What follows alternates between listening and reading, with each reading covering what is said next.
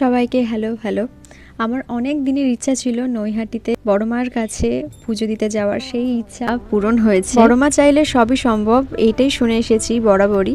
আর সত্যিই হয়তো আজ তিনি চেয়েছেন বলেই আমরা তার কাছে পৌঁছাতে পেরেছি। আমরা তিনজনে গিয়েছিলাম, আমি দীপ্তশ্রী, আমার এটা বোন কাম বন্ধু বেশি, আর এটা আমার বোন পর্ণা। আর আমরা প্রথমে গিয়েই বড়মার তিলক কপালে দিয়ে নিলাম, তারপরে পুজোর সামগ্রী যা যা থাকে সমস্ত কিছুই এই ডালিতে ছিল।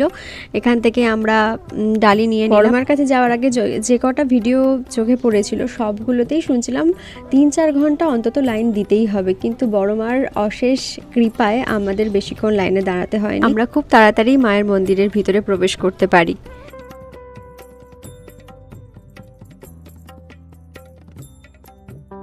আর এইভাবে লাইন দিয়ে যাওয়া হচ্ছিল, যার জন্য কি কখনোই দাঁড়াতে হচ্ছিল না, লাইনটা সবসময় চলছিল।